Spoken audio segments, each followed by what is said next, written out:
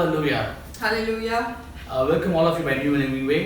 புதியதும் ஜீவனுமான பாதைக்குள்ளாக உங்கள் யாவரையும் வரவேற்கிறோம். Thank you for tuning in to this channel NLW 1020. இந்த சேனலை ஓபன் பண்ணி பார்த்து கொண்டிருக்கிற அனைவருக்கும் நன்றி. Hallelujah. Hallelujah. So far we have been discussing about Christ. இதுவரைக்கும் நாம் கிறிஸ்துவை குறித்து நாம் பார்த்து கொண்டிருக்கிறோம். Most importantly, the three important activities, rather three important works done by Christ on the cross is what we have been looking at. முக்கியமாக இயேசு கிறிஸ்து செய்து முடித்ததான மூன்று விஷயங்களை குறித்து சுவிசேஷத்தை குறித்து நாம் பார்த்தோம். And we had discussed few questions last week as well. போன வாரம் கூட நாம் சில கேள்விகளை அதற்குரிய பதில்களையும் கூட நாம் பார்த்தோம். And Jimmy, today you have certain questions as well, right? ஆமா. So today we are going to have few more questions to be discussed. இன்னைக்கும் கூட gospel அத குறித்து நம்ம தொடர்ந்து பார்க்க போகிறோம். Yes, சுவிசேஷம் அப்படின்றத பத்தி நம்ம we are going to deep dive today. சுவிசேஷம், what is gospel? We are looking into more of it. Last week we have discussed like what is gospel. For that we have been discussing that three parts of the gospel, that Jesus died on the cross, he was buried and he rose again after 3 days. அதாவது சுவிசேஷம் என்றால் என்னவென்றால் இயேசு கிறிஸ்து நம்முடைய பாவங்களுக்காக சிலுவையிலே மரித்து அடக்கம் பண்ணப்பட்டு மூன்றாம் நாளிலே உயிரோடு எழுந்தார். இதுதான் நம்ம சுவிசேஷம் பார்த்தோம். Today also what we want to discuss is the first part of the gospel. That is, the first part is the cross. He died on the cross. அதாவது நம்ம இன்னைக்கு என்ன பார்க்க போறோம்னா அவர் சிலுவையிலே நமக்காக மரித்தார். இந்த முதல் பகுதியை மட்டும் நம்ம இன்னைக்கு பார்க்க போறோம். The thing is actually when we read the Bible we see the verse like the wages of sin is death, right? Yes. பாவத்தின் சம்பளம் மரணம் என்பதை தான் நாம் பார்க்கிறோம். அதாவது பாவம் செய்கிற ஆத்மா சாகும். The soul that sin will die. But when we look at Jesus, he didn't he does not deserve this kind of death because he was sinless. His birth was sinless, his life was sinless, and there was no sin in him at all. Jesus was living such a life. Yes. அவர் எந்த விதமான பழுதும் இல்லை, அவர் பிறப்பிலே பாவம் இல்லை, அவர் வளர்ந்த விதத்திலே பாவம் இல்லை, எந்த விதத்திலுமே அவர் வந்து பாவம் செய்யவே இல்லை. அப்போ அவருக்கு ஏன் இப்படிப்பட்டதான ஒரு மரணம், எதற்காக அவர் சிலுவையிலே தொங்கினார்? அதாவது இங்க நம்ம லூக்கா 23ஆம் அதிகாரத்துல நம்ம வாசிக்கும் போது like we are going to see why such kind of death Jesus had to undergo. Even in Luke 23rd chapter, if you see, all the people went to the Pilate and they were telling him, crucify him, crucify him. But Pilate is telling, I did not find any cause in Jesus. Like that he was telling. Yes. So in fact he was telling that, if you look at Luke 23rd chapter, verse 14, have found no fault in this man. I'm just taking up one of the phrases from this verse. I have examined him before you, have found no fault in this man. இவன் மேல் நீங்கள் சாட்டுகிற குற்றங்களில் ஒன்றையும் நான் இவனிடத்தில் காணவில்லை. And also if you look at verse 21, 21ஆம் வசனத்தில் கூட நாம் பார்க்கும் பொழுது, but they cried saying, crucify him, crucify him. அவர்களோ அவனை சிலுவையில் அறையும் என்று கூக்குரல் இட்டார்கள். And again Pilate was saying, and he said unto them the third time, why, what evil hath he done? I have found no cause of death in him. அவன் மூன்றாம் தரம் அவர்களை நோக்கி, ஏன் இவன் என்ன பொல்லாப்பு செய்தான்? மரணத்துக்கு ஏதுவான குற்றம் ஒன்றும் இவனிடத்தில் நான் காணவில்லையே. So it's so obvious that in fact Pilate was not able to find out any wickedness or any sin in the life of Jesus. இதிலிருந்து நாம் என்ன புரிந்து கொள்கிறோம்? பிலாத்து கூட இயேசுவினிடத்தில் மரணத்துக்கு ஏதுவான எந்த குற்றத்தையும் கண்டுபிடிக்க முடியவில்லை. He was a perfect and righteous man. இயேசு கிறிஸ்து ஒரு பூரணமான ஒரு நீதிமானாய் காணப்பட்டார். And the righteousness and holiness which was exercised by Jesus on the face of the earth was remarkable. இயேசு கிறிஸ்து ஒரு பரிசுத்தமான ஒரு வாழ்க்கை வாழ்ந்தது, ஒரு நீதிமானாக ஒரு வாழ்க்கை வாழ்ந்தது மிகவும் குறிப்பிடத்தக்கது. And so I don't know why they have asked Pilate to crucify him, isn't it? ஆமா. There could be some reason, or there could be some sort of like background behind this. Let's look into that, Jimmy. Like, மக்கள் எதற்காக இவர் எந்த குற்றத்தையும் செய்யாத இவரை சிலுவையில் அறையும் என்று சொல்றதற்காக என்ன காரணம் என்பதை நாம் இப்பொழுது பார்ப்போம். First of all, I think I have to go to a place where it was prophesied. Let's go to Genesis now. இதை குறித்ததான தீர்க்க தரிசனம் ஆதியாகம புஸ்தகம் 3ஆம் அதிகாரம் 15th verse. 15ஆம் வசனத்தில் நாம் வாசிக்கிறோம். Genesis 3:15. ஆதியாகமம் 3:15. உனக்கும் ஸ்திரீக்கும் உன் வித்துக்கும் அவள் வித்துக்கும் பகை உண்டாக்குவேன், அவர் உன் தலையை நசுக்குவார், நீ அவர் குதிங்காலை நசுக்குவாய் என்றார். So here Jesus was, the Father God was giving this, judgment to Adam, Eve, and the serpent. பிதாவானவர் ஏதேன் தோட்டத்திலே ஆதாமுக்கும் ஏவாளுக்கும் அந்த வஞ்சித்ததான அந்த சர்ப்பத்துக்கும் ஒரு நியாய தீர்ப்பை ஏதேன் தோட்டத்திலே கொடுக்கிறார். So here, if you look at the serpent, so here what was given to serpent was, if you look at from 14th verse onwards, and the Lord God said unto the serpent, because thou hast done this, thou art cursed above all cattle and above every beast of the field. Upon thy belly shalt thou go, and dust shalt thou eat all the days of thy life. And I will put enmity between thee and the woman, and between thy seed and her seed. It shall bruise thy head, and thou shalt bruise his heel.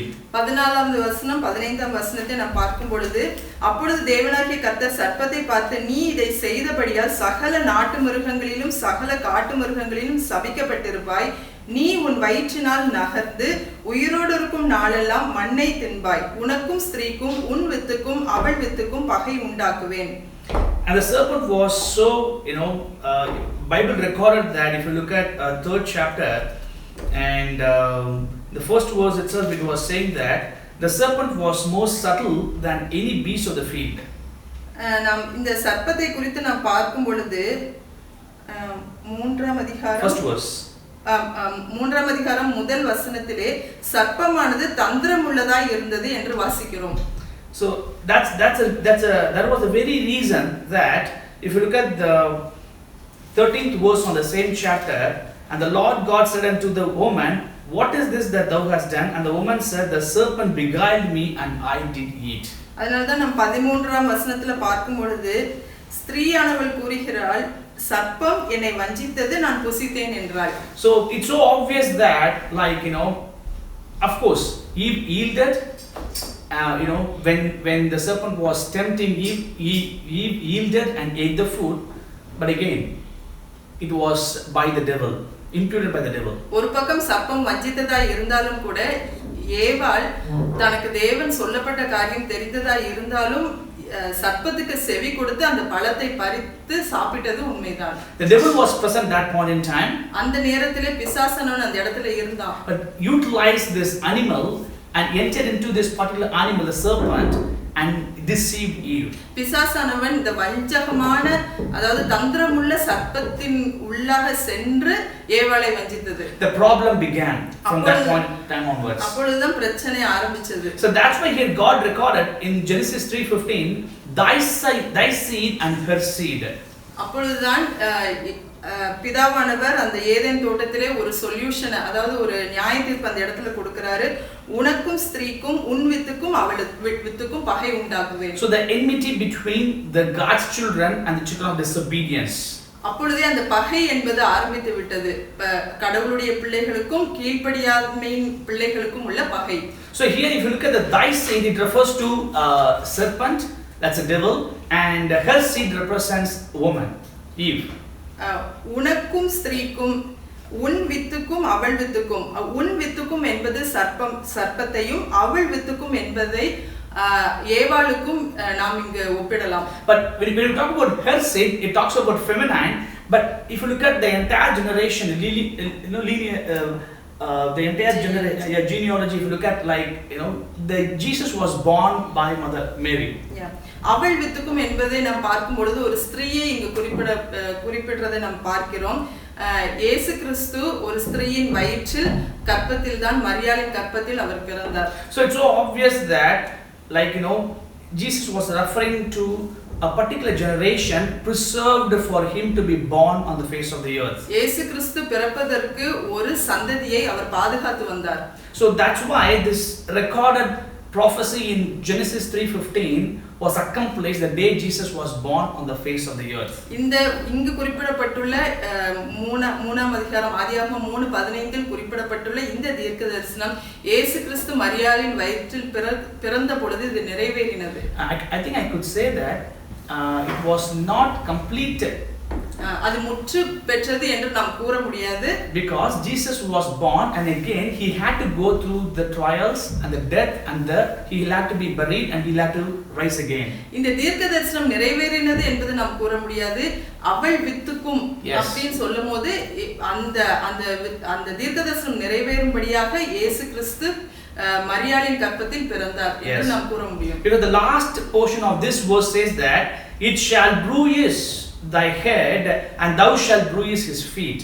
கடைசி பகுதி இந்த வசனத்தில் நாம் பார்க்கும் பொழுது அவர் உன் தலையை நசுக்குவார் நீ அவர் குதிங்காலை நசுக்குவாய் என்றார். இப்பொழுது இந்த காரியம் நடைபெற்றால்தான் இந்த தீர்க்கதரிசனம் நிறைவேறினது என்பதை நாம் அறிந்து கொள்ள முடியும். So Jesus had gone through sufferings and lot of beatings on his body, and in fact they plowed his body the way the farmer was plowing the land.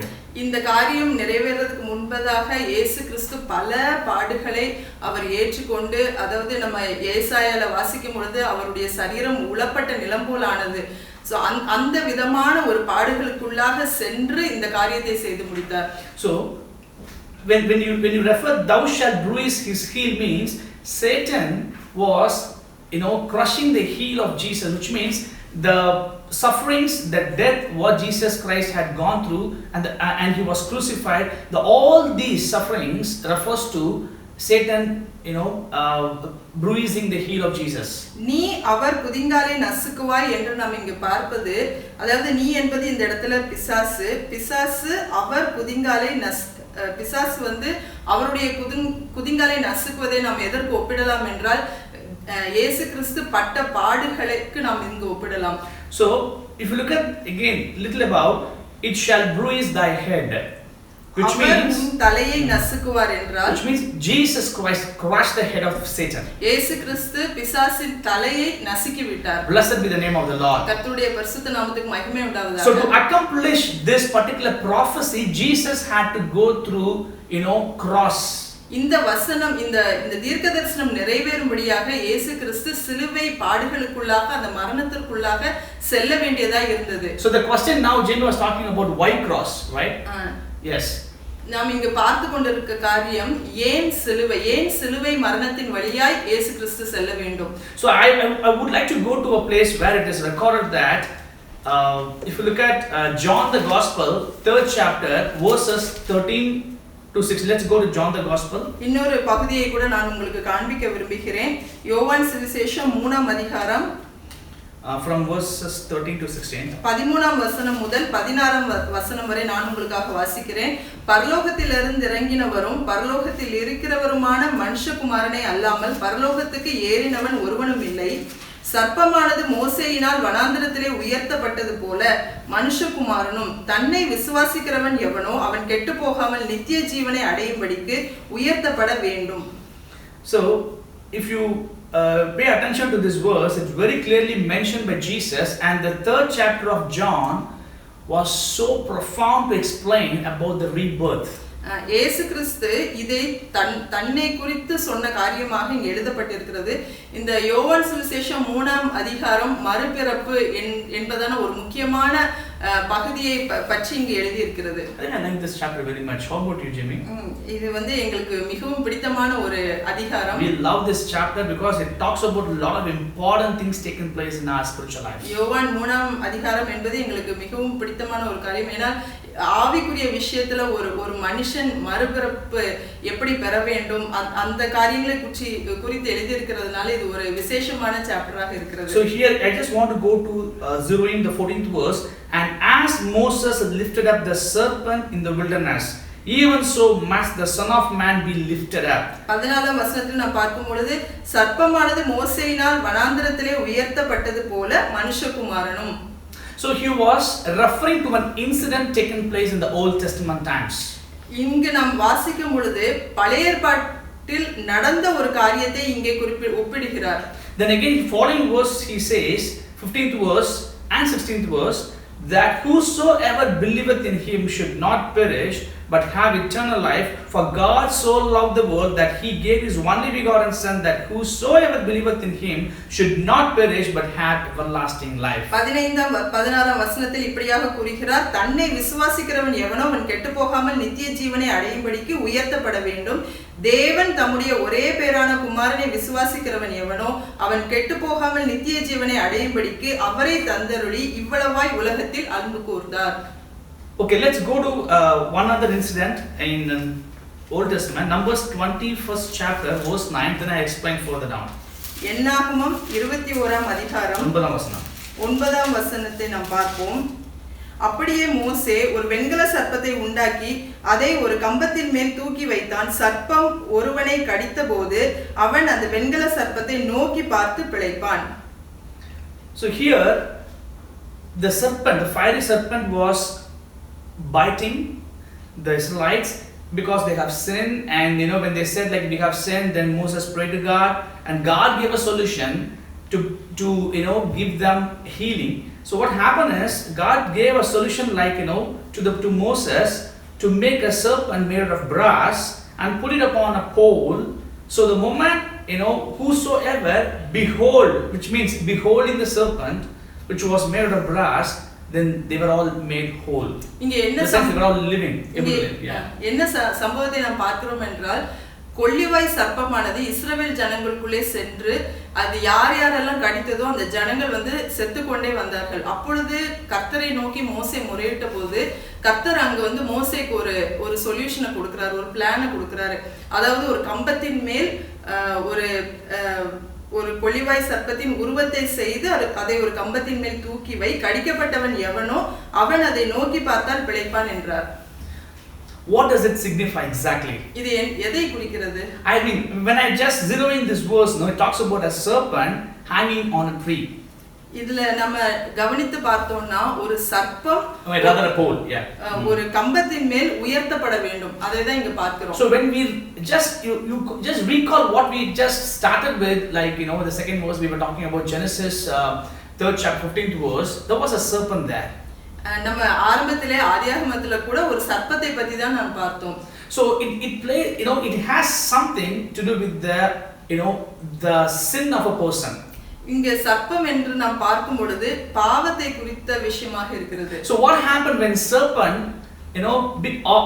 serpent was there and it was just biting all the Israelites, which means it was just when moment it was just biting, what happens is it was injecting the poison into the people's body. இந்த கொள்ளிவாய் சர்ப்பம் என்ன செய்கிறது, இந்த இஸ்ரவேல் ஜனங்களுக்குள்ள போய் அந்த மக்களை எல்லாம் கடித்து கொண்டே வருகிறது. அப்ப கடிக்கும் போது என்ன ஆகுது, அந்த சர்ப்பத்தில் இருந்த விஷம் அந்த மக்களுக்குள்ளே சென்று அங்கே ஒரு சாவை உண்டாக்குகிறது. So moment the person who was having that the poison in his body, when he was just beholding, there's a difference between looking and beholding, which means beholding means just closely looking at that serpent made of brass.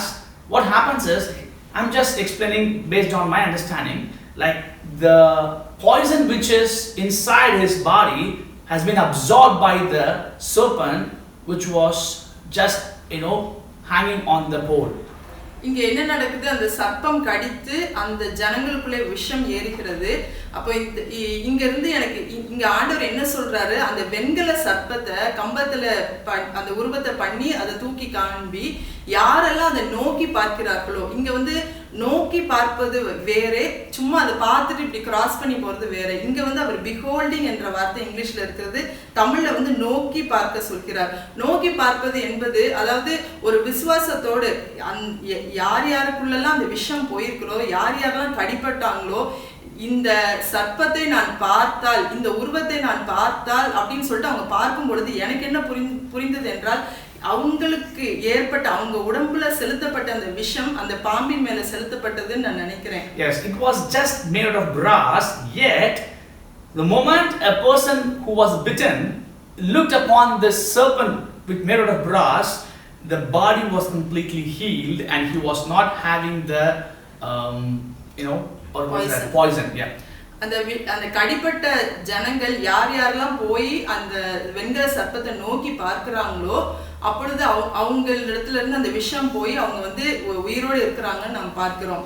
Let's now understand why Jesus was talking about this incident, quoting this incident in John the Gospel 3rd chapter verse 16. இப்பொழுது கூட நாம் இந்த சம்பவத்தை ஏன் இயேசுவானவர் யோவான் சுவிசேஷம் 3ஆம் அதிகாரத்தில் குறிப்பிடுகிறார் என்று நாம் பார்ப்போம். In fact, he was saying that Moses lifted up the serpent in the wilderness, even so the Son of Man be lifted up. அவர் இப்படியாக சொல்கிறார், சர்ப்பமானது மோசேயினால் வனாந்திரத்திலே உயர்த்தப்பட்டது போல மனுஷகுமாரனும் உயர்த்தப்பட வேண்டும். It has got a lot of meaning in it.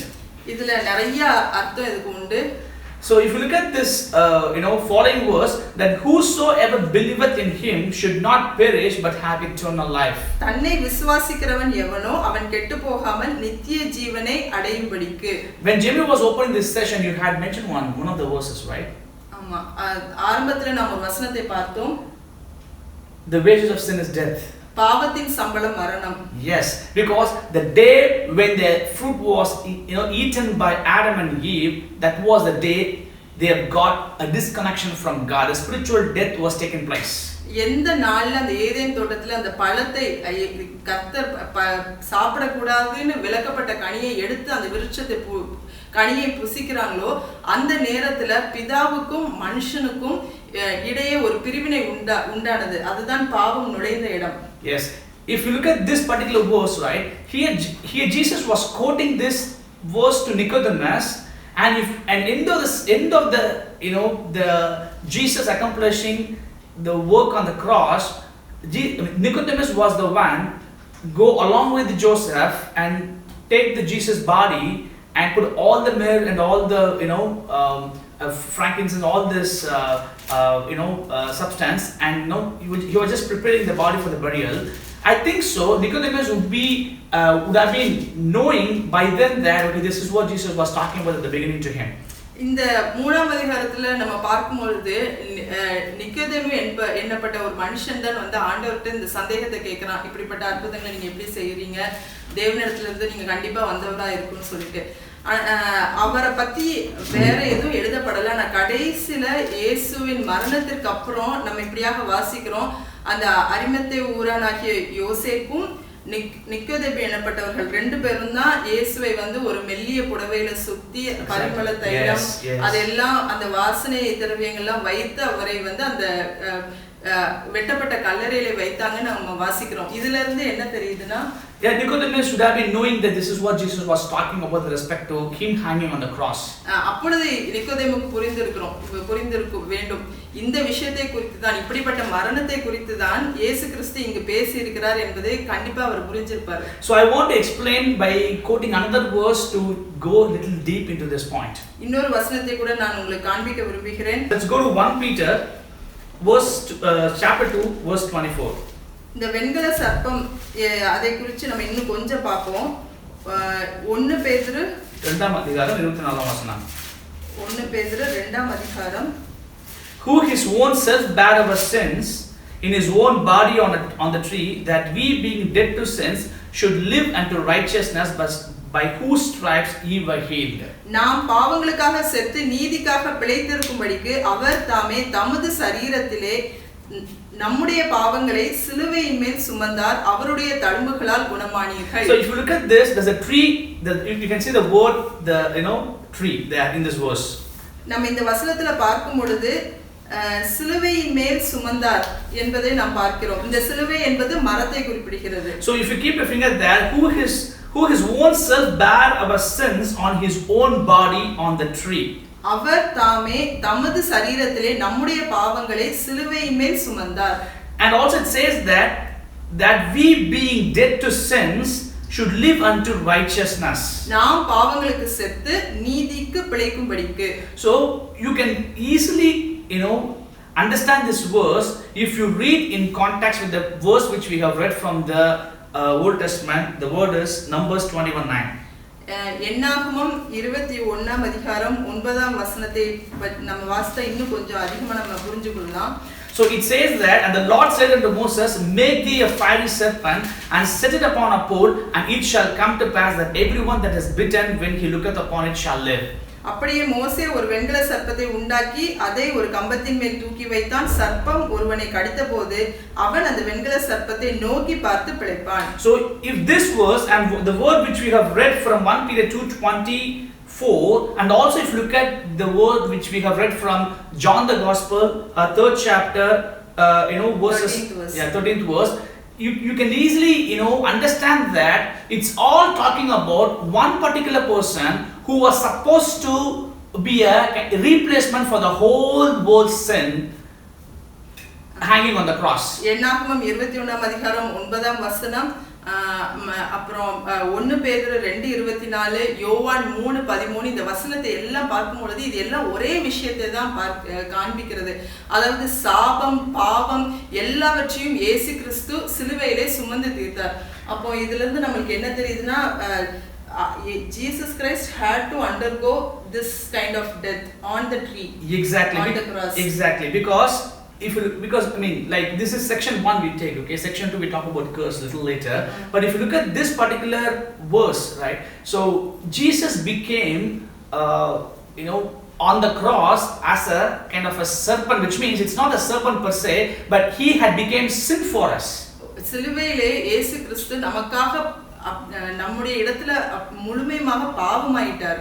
Reason being, he had to destroy the work of the Satan, the serpent. பிசாசின் காரியங்களை அவர் தகர்க்கும்படிக்கு, அதை நசுக்கும்படிக்கு அவர் அப்படியாக. Yes, because even I think we have got another verse to support this what we are talking about, Jimmy. Because if you look at 2 Corinthians 5:20, it clearly says that Jesus became sin.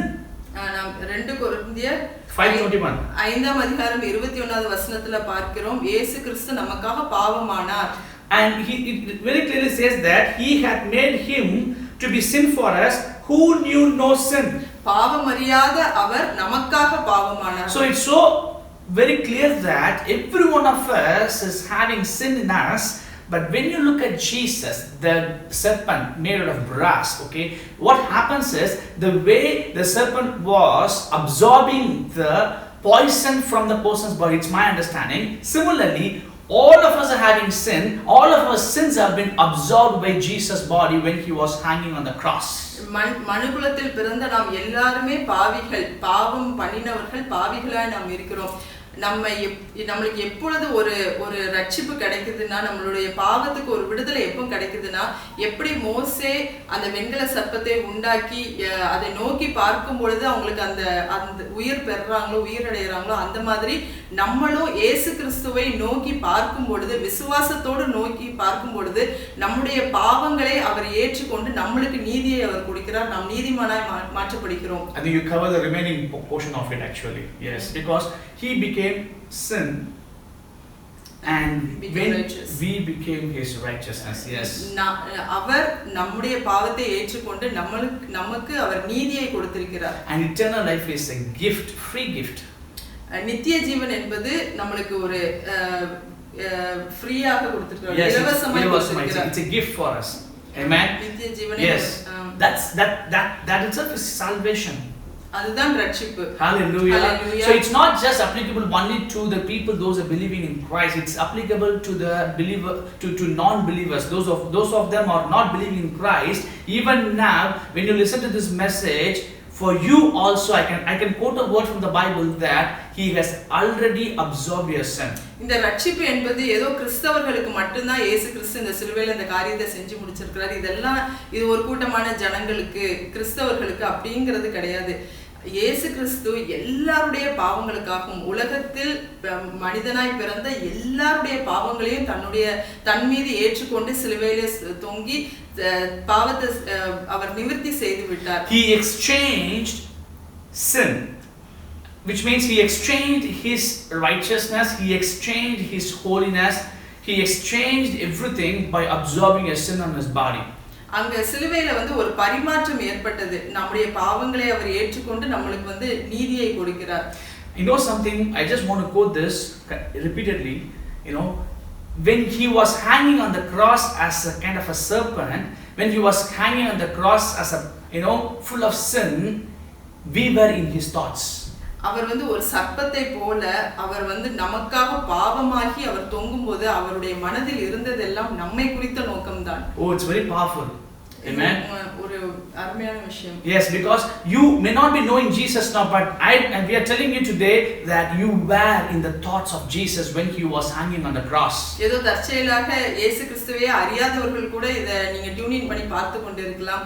ஆனா உங்களுக்கு ஒரு விஷயம் தெரியுமா? இயேசு கிறிஸ்துவின் மனதிலே சிலுவையிலே தொங்கும் பொழுது உங்களை நினைத்து அவர் உங்களுடைய பாவங்களையும் ஏற்றுக்கொண்டு அதை முடித்து விட்டார். And even now believers, those who are believing in Jesus Christ, for us also still this is in force upon us.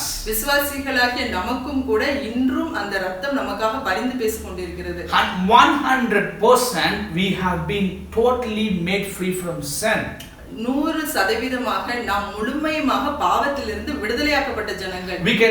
We can give verses from the Bible which says that the sin is not a problem now at all. நம்ம வேதத்திலிருந்து अनेक வசனங்களை எடுக்க முடியும். பாவம் இப்பொழுது நமக்கு ஒரு பிரச்சனை இல்லை. ஏன்னா இயேசு கிறிஸ்து பாவத்தை சிலுவையிலே சுமந்து தீர்த்து விட்டார். Amen. It's a completed work of Lord Jesus Christ. அது முடிவு பெற்ற ஒரு காரியம். You may be getting tempted, but it is not that Jesus is just like not doing. It's all about that we have to renew our mind. நீங்க இப்போ கூட சில சோதனைகளுக்குள்ளாக நீங்க கடந்து செல்லலாம். அதெல்லாம் உங்களுக்கு மனதில் ஏற்படுகிற போராட்டங்கள் தான். I think I mean now we can go for section 2. I just want to go in detail about it. We can close this with this particular portion, right? What do you say? Yeah. So we will catch up in the next session and we go to the next verse and we'll explain further on that. இதோட இந்த விஷயம் அதாவது சிலுவை மரணம் இயேசு கிறிஸ்து சிலுவையிலே நமக்காக செய்து முடித்ததை நம்ம தொடர்ந்து பார்க்க போறோம். இந்த செஷனை நம்ம இதோட முடித்துக் கொள்ளலாம். Thank you for watching us. பார்த்து கொண்டிருக்கிற உங்கள் அனைவருக்கும் நன்றி. God bless you. கர்த்தர் உங்களை ஆசீர்வதிப்பாராக. Amen. Amen.